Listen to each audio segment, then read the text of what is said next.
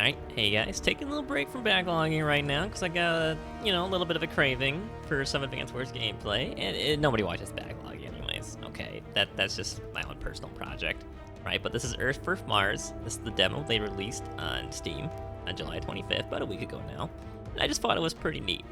So I'm just gonna get right into it.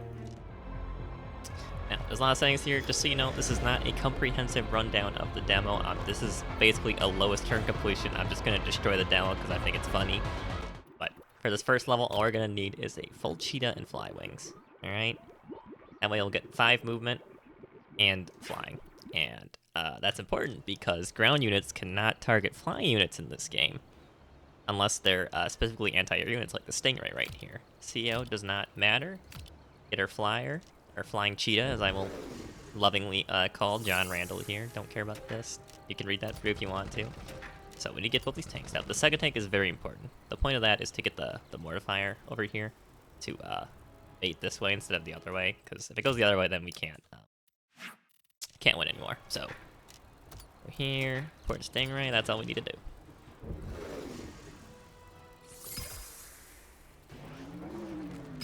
But I definitely played around with this.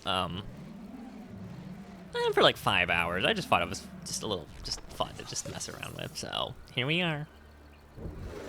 Now what we need to do is get this tank here to target this mortifier because we want to get this saucer occupied.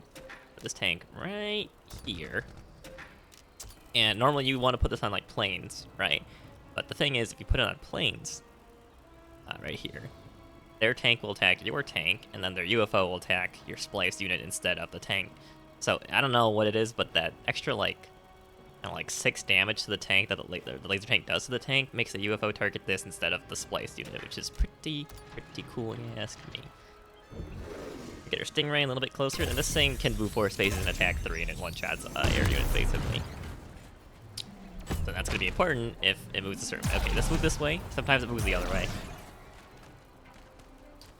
But if it moves the left way, you do need to use your Stingray to shoot it down. Yeah, we're gonna use it anyways. I'm pretty sure I can move back to the HQ.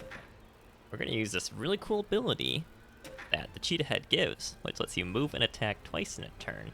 Well, we're not using it to attack twice, but you do need to use it to attack with the first move. So we're gonna pounce this guy, this trooper that he just made here, and then we're gonna use the second move to go straight for the HQ.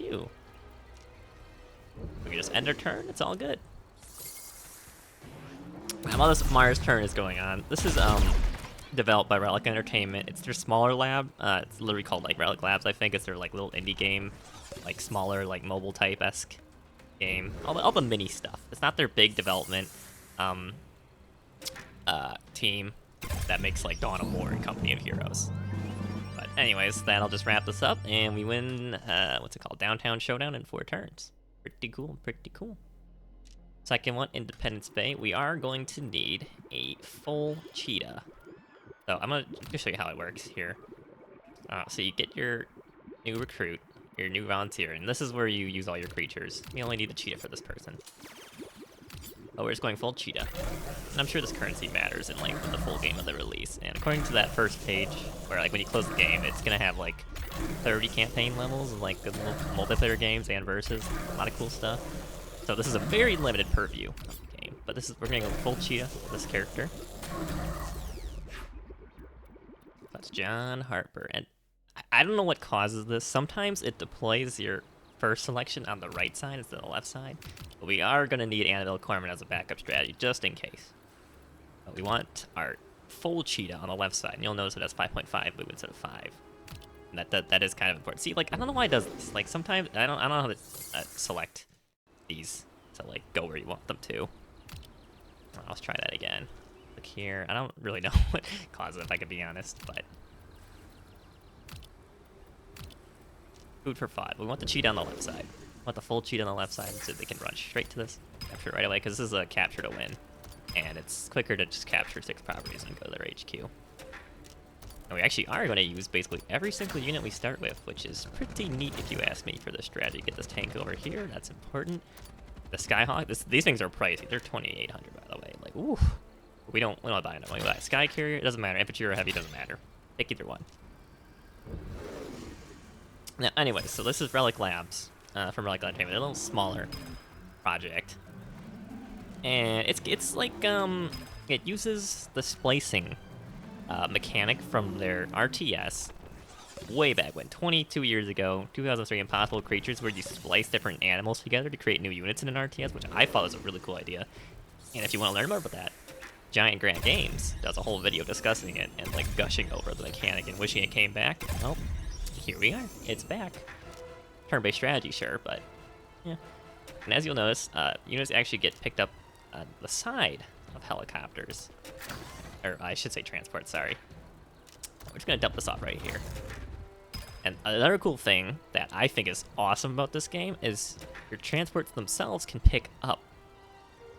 And that just mind blown. Like, wow. Like, it changes the game significantly. It's actually crazy how much it changes the game. Okay, so we need to get our tank here. This is the bait they're tanking to kill this transport here. Capture this right away. And then this UFO is going to attack John Randall here.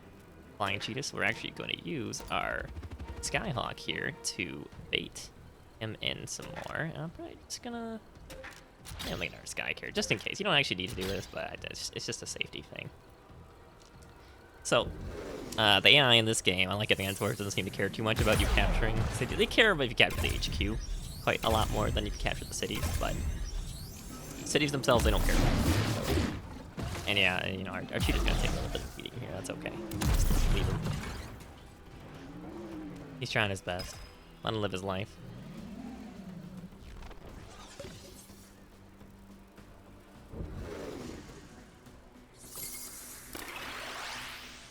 Wait, so there's actually a couple things you can do here. You can attack right away and try to charge your bar here, if you so wish, using pounce, because you can do this really neat thing, right, where you can pounce, right, and then you can come back and capture, and it'll save it. So you know, let me just demonstrate that real quick. Okay, if I pounce this, you'll notice that the city is still capturable. So you could trade off which infantry captures the city. This game does not round up like Advanced Wars does for HP capture. 91 HP is 91 HP. It's not 10 HP for infantry capture. So if you take even 1 damage on your infantry, they will not be able to capture in 2 turns. Keep that in mind. Very important. Anyways, we're just gonna do this. Put this here, block that off. Put this here, unlock. Whoa, block that off. Block this off. Tap this tank real quick here. I'm gonna put this here, and we're trying to bait these saucers to target everything else, essentially. And you can move this cheetah back if you so wish. It's not necessary, but you can. If you don't want to see him die, a tragic, terrible death.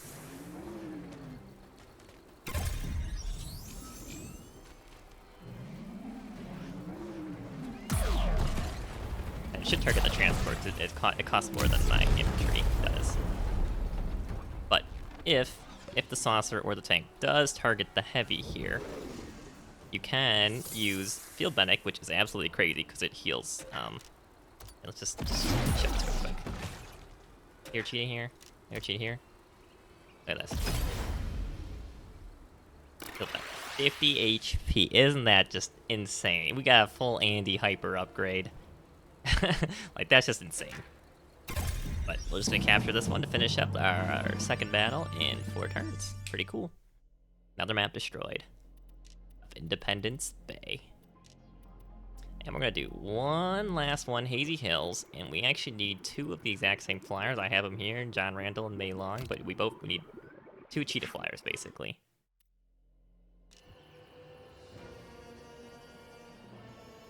This one is Fog of War. I think they're actually very generous with the units vision ranges in Fog of War.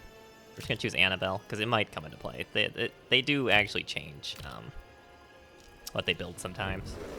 And you can also, if you go full cheetah and you want to play this the normal way, if you put the full cheetah here, it can actually reach this industry in 1 turn, which is absolutely an industry is your bases, by the way. It's where you build your units from. Cities are cities, obviously. HQ is kind of dorky looking on the humans. I can be honest with you.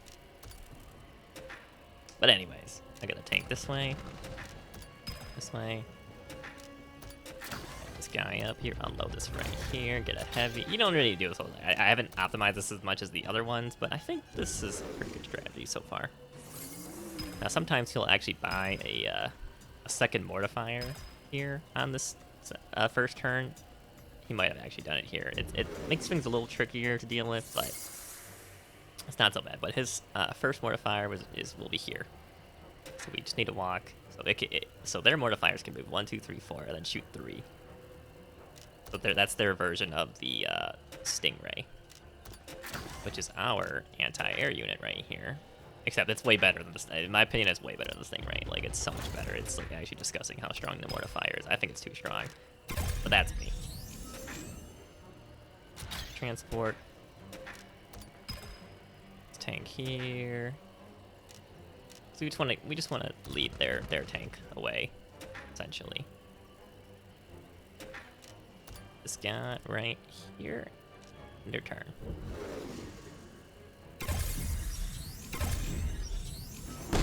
You know, maybe there's a secret way to win this in 4 turns. I don't actually know, but we shall see. We shall see. Anyways, they put both their mortifiers here. Yeah, this is the harder variant when there's 2 mortifiers. We should still be able to pull through. You want to pounce this first, damage it. And you want to get a unit close enough to get in right to the HQ. Okay, same thing on the second mortifier. Except for this one, we are also going to be targeting their saucer right here. I might actually, we're going with 1, 2, 3, 4. Right over here. Since it's lower HP now, this mortifier should target this instead. Anyways, this mortifier here is going to target this. Don't like that. Okay, that's a bug. That's... Relic, I found a bug for you. Okay, I'm not gonna... that's okay, I found... that's actually a very serious bug. Okay. That's kind of hilarious, actually. I love that. Free play testing for you. There you go. Okay, let's do all that again. I want to basically lead all those units away from my flyers right now. And the thing is, you actually get CO power. I don't know what it's actually called in this game, by capturing buildings. FYI, which is very cool. I actually really like that mechanic. It actually gives you a lot of incentive to fight over properties. And, you know, War Group kind of did it too, where the buildings themselves are placeholders, and then you steal the HP from them, so it makes them weaker to getting captured. War Group had a pretty good way. This is why I think mortifiers are way too strong. Their ability, it's 3 turns and it's just 80 damage to everything. It's mental how strong the mortifier ability is. I don't know. And it's their anti-air unit. It's their mobile artillery and anti. It's just a disgusting unit just in general. As we do all this, need some units further away, and you don't actually need to use this Skyhawk here. I just built it because I felt like it, but that should be the win. So this guy's got a pretty good power. Emperor's Art. He calls in 3 saucers. He's not going to use them the same turn, but that is 3 flying units you got to deal with. And like I said, flying units cannot be attacked by ground units besides the anti-air specifically units or other air units. So flyers are, I think they're a little broken in this game. But this is why we pick Annabelle here, because she has Field Medic, which heals 50% HP, go full HP. And boom, lowest time completion, 5 turns. There you go. But yeah, I will say this game is actually very cool. I highly recommend you guys play it. Try it out for yourself. You don't have to play like I did. Rhino, DNA makes them if you just slow and steady playing an actual game, Rhino is just broken. Rhino is so tanky. It's like a mega tank basically. You're just charging for it. And you can make him fly too. That's the funny thing. So it'll be an unkillable flyer that most enemies can't even attack. I think the fly head kind of sucks so far. Obviously, this isn't the final iteration of the game. I don't know when they're planning to release this game, but obviously this is a demo. It's kind of like a play test for people to check out, figure it out, build some hype. I like that. But I will say the fly head doesn't feel so great. Rhino head didn't really play too much because it's kind of slow. It's not my preferred playstyle, but it is fun to push enemies back around and get a little into the breach action going on. I really like how some splices you can just... It gives like different stats based on like what you put on. You can kind of like customize your like super units, which is... They're basically hero units. They're customizable hero units in a turn-based strategy, and I think that is a really, really neat idea. I will say all the Martian units feel a lot stronger than the Earth units. Like they're like, it's like fighting Advanced Wars 1 can be, where they're just like 20% better. I don't know. It just feels like they're stronger. Like the saucer ability where it like raises a unit up and pulls them in is kind of crazy in terms of breaking up choke points. But as for option settings, I gotta say it's got the important ones. Being able to turn off combat, amazing. This right here, okay, listen to me. If you are going to make a turn-based strategy game in 2025 or later, please, always have turn off combat option.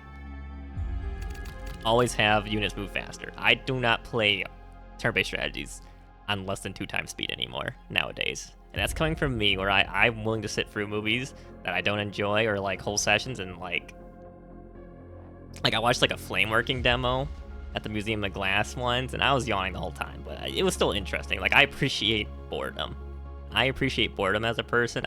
My attention span isn't shot yet, and I don't play turn-based strategies in less than 2 times speed, just FYI.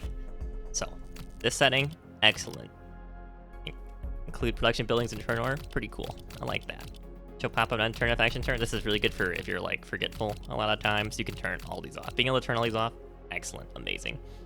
Graphics, standard settings, nothing to talk about. Audio settings, set to 50, pretty cool. A lot of games, they just like blast the volume at max like right away. I don't like that.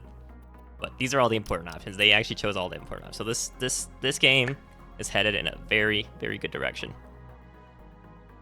And I want to thank Relic Entertainment for making, an actually pretty decent turn-based strategy. I will say, I kind of enjoy it. And I think when you quit, yeah, here it goes. Full Earth vs. Mars game features expanded Splicetron, 10 different creatures. So I'm sure there's some like mental combinations that you can come up with and just have fun with. Which this is replayability value right here. Glorious. Thank you. Single player campaign, 30 missions. I mean, it might be a little long, I'll be real. I think the Advance Wars games are a little bit long too. 30 missions is a lot. But if they're good missions, then this will be solid. Online multiplayer, we love that. Versus mode, challenge against your eye, and pre-built scenarios and skirmish mode. This is really nice. And map editor. This is the big one right here. If you want your game to live forever, include a map editor. In fact, make it all like open source and like just let people modify the code a bit and other stuff. Like, I don't know, 5 years later or whatever, if it's still popular, like people will fix your game for you if you let them. Anyways, thank you for watching. Thank you for indulging me on this little side excursion, because I'm getting a little I need a little slight break from the backlogging. So that'll start back up a little bit later. There'll be a little break and all that. And nobody watches that anyways, but whatever. But honestly, you like turn-based strategy, you like Advance Wars, check this out. Like this game is actually very solid in its end. I'm actually very excited where they go from here. But thank you for watching. I will maybe see you tomorrow. Oh, wait, before I forget.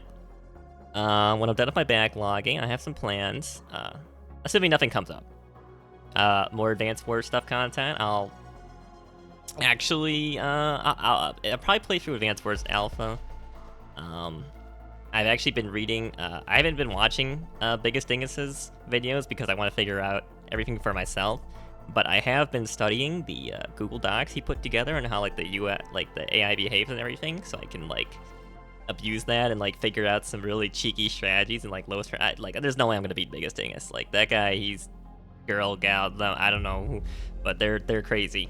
Like they just have the Advance Wars 2 down to his side, so that's not happening. Like I'm not gonna be able to achieve that, but I'm willing to like do a little playthrough. I'll probably still go for the S ranks and like my own strategies for lowest turn completion and everything. But probably do some Advance Wars stuff, and I might actually make a actual long-form video with like actual editing, you know, and not just, you know, raw gameplay, which I've been doing backlogging. Sorry, it's kind of. Thank you for watching. I will see you guys there. Please check out Air Force Mars. It's free on Steam. Okay, there's no, I'm not sponsored at all. Like I'm here for the love of the game. See ya.